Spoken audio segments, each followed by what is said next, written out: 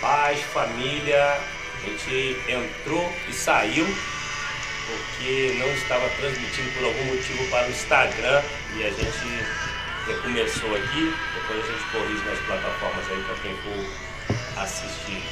Depois, então estamos aqui para mais um Palavra e Oração, esse tempo que a gente tem tirado na primeira hora do novo dia, para buscarmos o Senhor, para falarmos com Deus, gerar esse relacionamento com Deus e entender aquilo que Ele tem para as nossas vidas e podermos cada vez mais em unidade encontrar com Ele e conhecê-lo e nos fazer conhecido. É claro que Ele já nos conhece, mas fazer conhecido no sentido de nós colocarmos para Ele as nossas necessidades, as nossas demandas, confiando toda a nossa existência, toda a nossa vida a Ele, única e exclusivamente a Ele.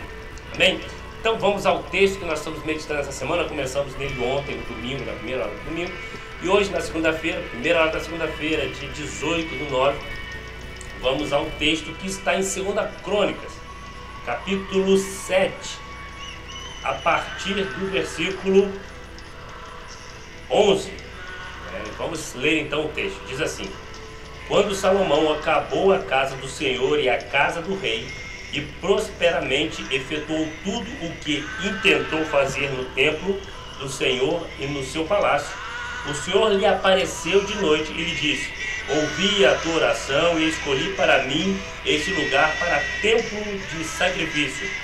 Quando eu fechar os céus para que não chova, ou ordenar aos gafanhotos que consumam a terra, ou enviar a peste entre o meu povo, se o meu povo, que se chama pelo meu nome, se humilhar e orar, e buscar a minha face e se converter dos seus maus caminhos, então eu ouvirei dos céus, perdoarei os seus pecados e sararei a sua terra. Agora estarão abertos os meus olhos e atentos os meus ouvidos à oração que se fizer neste lugar. Escolhi e consagrei este templo, para que o meu nome esteja nele perpetuamente. Nele estarão fixos os meus olhos e o meu coração todos os dias. Quanto a ti, se andares diante de mim, como andou Davi seu pai, e fizeste conforme tudo o que te ordenei, e guardares os meus estatutos e os meus juízos, também confirmarei o trono do teu reino, conforme a aliança que fiz com Davi teu pai, dizendo: não te faltará homem que governe em Israel. Tá? E aqui a gente vai até o 18, o 19 ele vai continuar falando sobre algumas questões, mas a nossa meditação vai até aqui, esse texto. Bom, nós ontem falávamos sobre o contexto desse texto, aonde nós vemos Salomão cumprindo no seu reinado o sonho do seu pai. O seu pai tinha um sonho, Davi, o rei Davi tinha um sonho de construir uma casa, um templo, um lugar de habitação de Deus, porque incomodava Davi ter um grande palácio, morar num lugar confortável, e o lugar aonde Deus se manifestava, a sua presença, era exatamente numa tenda. E Deus dá a Davi a visão desse templo que seria construído para ele, mas não permite que Davi o construa com a alegação de que Davi estava com as mãos sujas de sangue. Então vem Davi e traz para o seu filho toda a visão que Deus deu a ele, todas as diretrizes para a construção, né, desse templo, e Salomão com excelência realiza essa obra e constrói uma casa para o Senhor, essa habitação para o Senhor. E o texto que a parte do texto, né, que foi o versículo 11 e 12 que nós meditamos ontem, Deus se agrada do que Salomão faz, se agrada da excelência do que ele desenvolveu e como ele desenvolveu. E ao término, quando ele inaugura, quando ele traz esse templo pronto, né, Deus ouve as orações. A Bíblia diz que Deus ouve as orações, responde, na verdade, as orações de Salomão. Ele vai dizer: olha, eu ouvi as suas orações e eu vou respondê-las agora, que eu vejo a excelência do que você desenvolveu. E a gente falou sobre isso ontem, mas hoje eu quero falar com você sobre o versículo 13, que é muito forte. né? Porque uma má interpretação aqui a gente pode chegar a algumas conclusões não muito agradáveis. Então vamos lá, diz assim o versículo 13 do texto que nós estamos lendo essa semana: quando eu fechar os céus para que não chova, ou ordenar aos gafanhotos que consumam a terra, ou enviar a peste entre o meu povo, se o meu povo, que se chama pelo meu nome, se humilhar e orar, e buscar a minha face, e se converter dos seus maus caminhos, então eu ouvirei dos céus, perdoarei os seus pecados e sararei a sua terra. O que Deus está falando aqui, nesse primeiro momento, quando ele fala que se ele enviar as gafanhotos, se ele fazer chover, ele está trazendo uma analogia, uma referência de muitas das coisas que o povo viveu no deserto, viveu no passado, viveu no cativeiro egípcio e em outras situações da história judaica. Ele diz assim, ó, quando eu fechar os céus para que não chova, né? Ele está lembrando de tempos que não choveram, que houveram profetas que fizeram que não chovesse na terra. Ordenar aos gafanhotos que consumam a terra, ele está lembrando lá no Egito, quando os gafanhotos comeram toda a plantação egípcia. Ou enviar a peste entre o meu povo, né? Ele está falando de outras situações que aconteceram. E que todas essas situações, quando aconteceram, só havia uma maneira, uma forma do povo se arrepender dos seus pecados e Deus vir ao seu favor. Era através de um profeta, através de um sacrifício.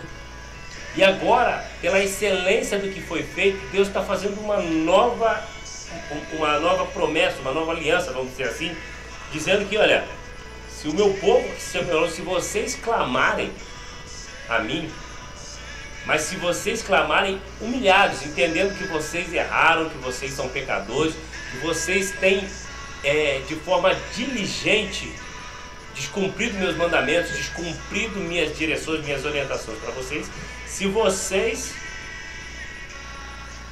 me buscarem de todo o coração, eu ouvirei do céu e sararei quem? Isso aqui é profundo. Perdoarei os seus pecados e sararei a sua terra. Deus aqui está nos mostrando que grande parte, 99,9% dos problemas que enfrentamos na nossa nação, na nossa casa, na nossa rotina, nas nossas relações, é em detrimento ao nosso pecado. A forma com que vivemos de forma displicente aos mandamentos, orientações e direções de Deus. E é isso que ele está dizendo, olha, agora que existe uma obra de coração, de excelência, feita pelo meu filho, pelo rei de Israel, por Salomão. Toda vez que vocês passarem por qualquer adversidade, vocês terão como clamar a mim, e eu os perdoarei e sararei a terra de vocês. Deus está dando a eles uma nova oportunidade, uma nova perspectiva. E hoje, na verdade ontem, eu exatamente compartilhava esta palavra com os irmãos. Compartilhava essa reflexão. Toda vez que nós pecarmos, toda vez que nós realizarmos algo que vai de encontro àquilo que Deus gostaria que nós vivêssemos, Ele está dizendo para nós, existe sangue ao teu favor, o sacrifício de Jesus é para a eternidade, de eternidade em eternidade. Então, o que eu preciso, o que você precisa é reconhecer que somos pecadores e olhar para a cruz. E ao olhar para a cruz, nós vamos dizer, olha, Pai, perdoa pelo meu pecado, perdoa pelo que eu fiz, perdoa por eu ter magoado meu irmão, perdoa por ter infringido os seus mandamentos. Me perdoa, Pai. E haverá perdão ao seu favor. E haverá perdão em favor das suas gerações, haverá perdão em favor da tua terra, haverá perdão. E Jesus, em muitos momentos, ele traz um peso sobre o perdão que é importante nós lembrarmos. Jesus chega para os religiosos e diz: olha, o que é mais difícil? Dizer, estão perdoados os seus pecados, ou levante e anda. Perdoar pecados é mais difícil do que dizer, levante e anda. Porque eu e você temos dificuldade de perdoar pecados. Nós temos dificuldade de perdoar pecados. Alguém que erra conosco, alguém que comete alguma coisa que entendemos nós que foi injusto conosco, e muitas vezes até foi mesmo, ou que nós fazemos ao outro que foi injusto, algo que a gente tenha feito, que tenha magoado, entristecido, ou até mesmo desestruturado a vida de uma outra pessoa. É difícil para nós perdoar a pessoa que fez isso conosco, ou da pessoa nos perdoar que fizemos isso com ela. Então o que Jesus está nos dizendo é que é muito mais fácil operar milagres através do poder dele do que perdoar um irmão. E aqui o que ele está dizendo é que, olha, se você reconhecer que você é um pecador, eu vou fazer o que é mais difícil para vocês fazerem. Eu perdoarei os seus pecados e sararei a terra e tudo aquilo que vocês prejudicaram ou fizeram algum tipo de mal. Entenda? Ao você reconhecer que pecou, você não só está recebendo o perdão de Deus, como você está aliviando o fardo daquele a qual você cometeu o pecado. Você é perdoado e a pessoa, ou as pessoas, ou a situação, a circunstância a qual o seu pecado prejudicou é sarada, é atendida, é estendida a mão pelo Senhor. Porque quando nós filhos entendemos que fizemos algo de errado e clamamos ao Pai, olha, eu cometi um erro, uma falha, me ajuda, o Pai vai lá e intercede por nós, abençoando ou resolvendo a questão que tem que ser resolvida com as pessoas a qual de alguma forma nós prejudicamos. Então eu quero que você, esta noite, nesse primeiro horário do novo dia, nessa madrugada, possa orar comigo por esse propósito, para que Deus receba o nosso perdão e que nós possamos reconhecer que somos pecadores e somos carentes do perdão e da glória de Deus. Pai, obrigado por esse primeiro horário do novo dia. Obrigado pelo privilégio, Senhor Deus, de podermos estar juntos em mais um início de madrugada, orando, buscando ao Senhor. Eu venho, Senhor Deus, te pedir perdão pelos pecados que eu tenho cometido, que de alguma forma, Senhor Deus, tem prejudicado meu irmão, tem prejudicado as pessoas que estão à minha volta, tem prejudicado as pessoas que estão no meu ambiente relacional. Eu peço, Senhor Deus, que o Senhor me perdoe dos meus pecados, daqueles que eu conheço, que eu reconheço que pequei, e daqueles que talvez eu não tenha a mínima ideia que eu estou pecando nesta área.